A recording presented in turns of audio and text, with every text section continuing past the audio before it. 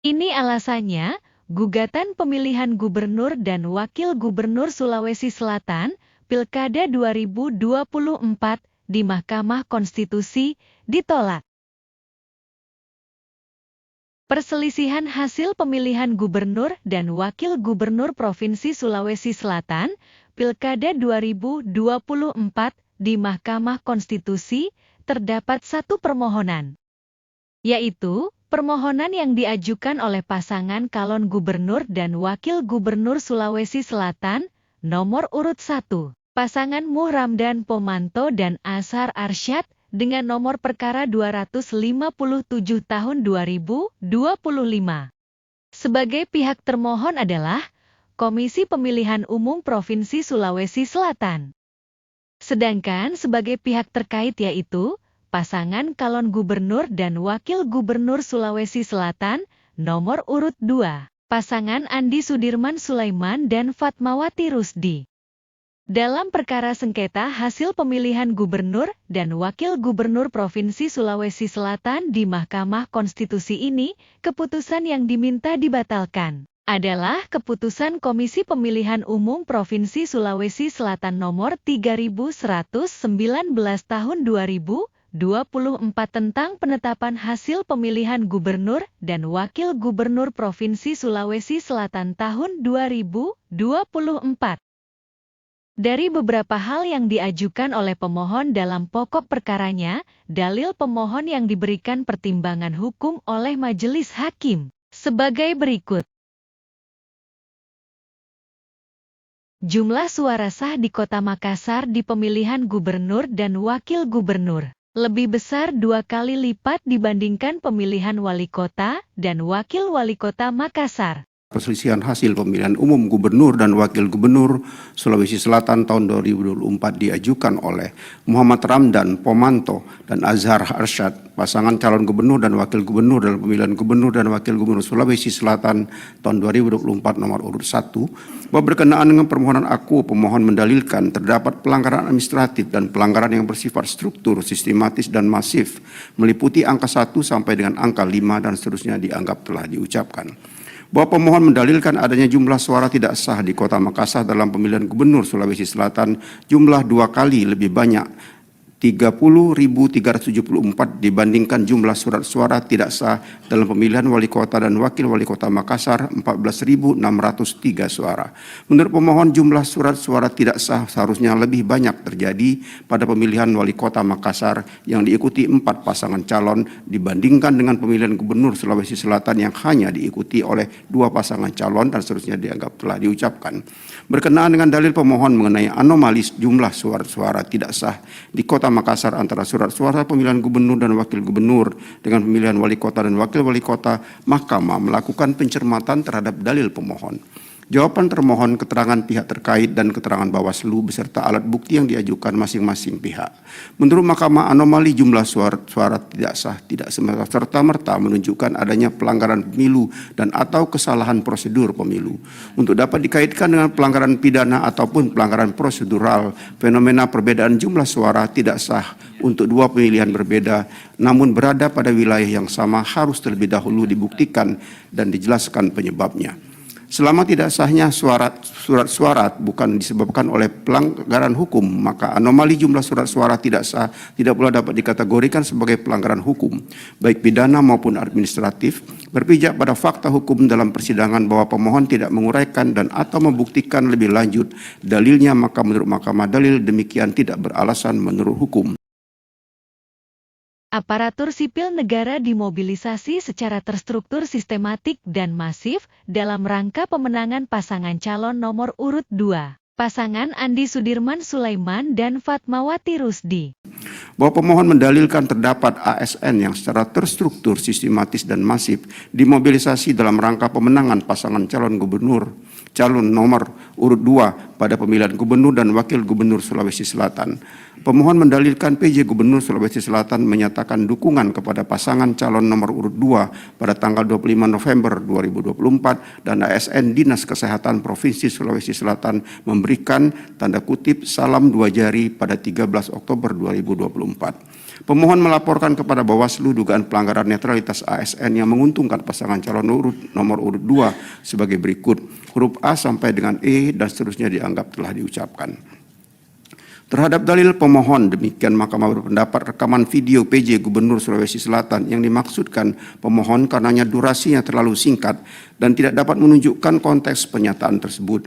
Oleh karena itu, Mahkamah tidak dapat meyakini adanya pernyataan dukungan PJ Gubernur kepada pasangan calon nomor urut 2. Adapun terkait rekaman video salam 2 jari pada kegiatan olahraga yang menurut pemohon adalah kegiatan ASN Dinas Kesehatan, video bukti P8, menurut Mahkamah seandainya benar merupakan pernyataan dukungan kepada salah satu pasangan calon, hal demikian merupakan pelanggaran etik atau disiplin ASN, bahkan bisa saja masuk kategori pelanggaran pemilu. Namun pemohon tetap harus membuktikan lebih lanjut korelasinya dengan perolehan suara yang menjadi fokus utama permohonan ini.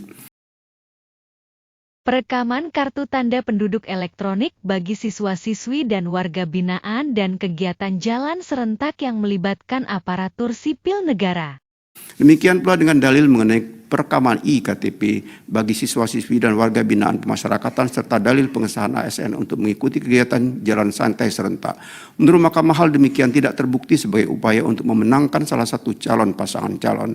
Memang benar bahwa perekaman iKTP merupakan bagian dari upaya pemerintah untuk mensukseskan pilkada, dan hal demikian bukan satu pelanggaran namun justru kewajiban bagi pemerintah atau negara untuk memfasilitasi warga negara yang sudah memenuhi syarat menjadi pemilih, terutama dari sisi usia. Berdasarkan hal tersebut, Mahkamah berpendapat dalil pemohon tidak beralasan menurut hukum.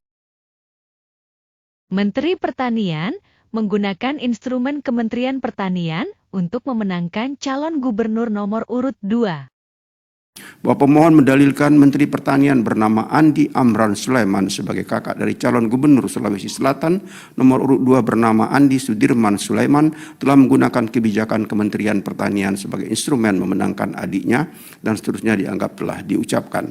Terhadap dalil pemohon tersebut berdasarkan keterangan dan alat bukti para pihak, Mahkamah menilai memang benar terdapat pemberian bantuan alat-alat pertanian oleh Menteri Pertanian dan atau Kementerian Pertanian. Akan tetapi, pihak terkait telah menerangkan bahwa pemberian bantuan demikian diberikan secara nasional dan tidak hanya untuk petani di wilayah Provinsi Sulawesi Selatan, video bukti PT 13, bukti PT 14, dan bukti PT 14.1. Yang hal demikian tidak dapat dibuktikan sebaliknya oleh pemohon. Selain itu, menurut Mahkamah, pemohon tidak dapat menjelaskan dan membuktikan lebih lanjut korelasi pemberian bantuan alat pertanian tersebut dengan upaya pemenangan pasangan calon nomor urut 2. Berkenaan hal-hal tersebut, Mahkamah berpendapat dalil pemohon tidak beralasan menurut hukum. Adanya pola manipulasi kehadiran pemilih yang berpotensi memunculkan daftar pemilih, tanda petik, siluman, di banyak tempat pemungutan suara di Kota Makassar pada 27 Desember 2024. Bahwa pemohon mendalilkan menemukan pola manipulasi kehadiran pemilih sehingga terjadi berpotensi memunculkan daftar pemilih dalam tanda kutip siluman di banyak TPS Kota Makassar pada tanggal 27 November 2024. Dugaan pemalsuan tanda tangan pada daftar hadir dan teridentifikasi dan seterusnya dianggap telah diucapkan. Berkenaan dengan fakta-fakta tersebut, Mahkamah meyakini memang terdapat daftar hadir pemilih yang tidak diisi oleh pemilih dan ada pula yang diisi oleh KPPS. Adanya daftar hadir yang tidak diisi demikian menurut Mahkamah merupakan pelanggaran administrasi, namun ternyata hal tersebut tidak ditindaklanjuti oleh Bawaslu Provinsi Sulawesi Selatan dan jajarannya yang kemudian dinyatakan oleh Bawaslu sebagai bukan pelanggaran pemilu. Mahkamah berpandangan bahwa jika benar terdapat daftar hadir memilih yang tidak diisi, hal demikian tidak dapat diklaim sebagai indikasi adanya pemilih siluman dan atau kecurangan dalam proses pencoblosan, kecuali terdapat bukti nyata bahwa pemilih yang hadir dan mencoblos namun tidak menandatangani daftar hadir adalah orang yang berbeda dengan orang yang tercantum dalam daftar pemilih. Hal demikian tidak diuraikan dan dibuktikan lebih lanjut oleh pemohon. Apalagi seandainya benar bahwa tidak diisinya daftar hadir merupakan bagian dari rangkaian tindakan curang di TPS-TPS yang disebutkan pemohon quote non, menurut Mahkamah dibatalkannya perolehan suara di TPS-TPS tersebut tidak signifikan berpengaruh pada peringkat pemohon dan pihak terkait dalam hal perolehan suara. Berdasarkan pertimbangan hukum demikian, Mahkamah menyatakan dalil pemohon tidak beralasan menurut hukum. Tidak didistribusikannya 40% formulir C6 kepada pemilih di Kota Makassar. Bahwa pemohon mendalilkan termohon di Kota Makassar tidak mendistribusikan sebanyak 40% formulir model C6 kepada pemilih, baik secara sengaja maupun dengan cara tidak mencantumkan alamat jelas pemilih dan seterusnya dianggap telah diucapkan. Bahwa setelah memeriksa dalil-dalil alat bukti yang diajukan oleh pemohon serta jawaban atau keterangan dan atau alat bukti termohon, pihak terkait dan Bawaslu Provinsi Sulawesi Selatan, Mahkamah menilai memang terdapat formulir model C pemberitahuan yang tidak didistribusikan, atau dengan kata lain terdapat pemilih yang tidak memperoleh formulir model C pemberitahuan, akan tetapi dalam kaitannya dengan penyelenggaraan pemungutan suara tidak terdistribusinya formulir model C pemberitahuan tidak selalu berakibat terhalangnya hak memilih. Hal demikian karena secara prosedural pemilih yang tidak mempunyai formulir model C pemberitahuan tetap dapat mengikuti pemungutan suara atau pencoblosan hanya dengan menunjukkan KTP pemilih bersangkutan. Apalagi dalam kaitannya dengan dalil-dalil dalam permohonan, pemohon tidak menguraikan dan atau membuktikan lebih lanjut bahwa semua pemilih yang tidak memperoleh formulir model C pemberitahuan memang tidak hadir di TPS dengan alasan tidak mengetahui adanya pemungutan suara atau tidak mengetahui haknya sebagai pemilih. Berdasarkan pertimbangan demikian, maka berpendapat dalil pemohon tidak beralasan menurut hukum. Kesimpulan pertimbangan hukum terhadap seluruh dalil dari pemohon yang dianggap perlu oleh majelis hakim untuk diberikan pertimbangan hukum. Menimbang berdasarkan seluruh uraian pertimbangan hukum tersebut di atas, Mahkamah tidak mendapatkan keyakinan akan kebenaran terhadap dalil-dalil permohonan pemohon. Oleh karena itu terhadap permohonan aku tidak terdapat alasan untuk mengesampingkan ketentuan pasal 158 Undang-Undang 10 tahun 2016 yang berkaitan dengan kedudukan hukum pemohon dan seterusnya telah dianggap diucapkan. Amar putusan. Amar putusan mengadili dalam eksepsi 1 mengabulkan eksepsi termohon dan eksepsi pihak terkait berkenaan dengan kedudukan hukum pemohon. 2. Menolak eksepsi termohon dan eksepsi pihak terkait untuk selain dan selebihnya. Dalam pokok permohonan menyatakan permohonan pemohon tidak dapat diterima. Dengan ditolaknya permohonan ini, maka keputusan Komisi Pemilihan Umum Provinsi Sulawesi Selatan nomor 3119 tahun 2024 tentang penetapan hasil pemilihan gubernur dan wakil gubernur Provinsi Sulawesi Selatan tahun 2024 adalah benar dan tetap berlaku. Di mana dalam pemilihan gubernur dan wakil gubernur Sulawesi Selatan Pilkada 2024 tersebut, pasangan Andi Sudirman Sulaiman dan Fatmawati Rusdi unggul dengan komposisi perolehan suara pasangan calon sebagai berikut. Perolehan suara pasangan calon gubernur dan wakil gubernur nomor urut 1, pasangan Muhramdan Pomanto dan Azhar Arsyad sebanyak 1.600.029 suara, atau sebesar 34,68%. Perolehan suara pasangan calon gubernur dan wakil gubernur nomor urut 2, pasangan Andi Sudirman Sulaiman dan Fatmawati Rusdi, sebanyak 3.014.255 suara, atau sebesar 65,32%. Demikianlah ulasan terkait perselisihan hasil pemilihan gubernur dan wakil gubernur Sulawesi Selatan Pilkada 2024 kali ini.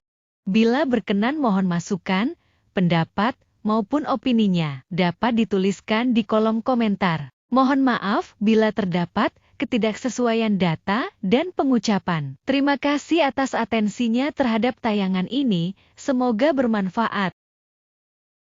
Demikian, sampai jumpa.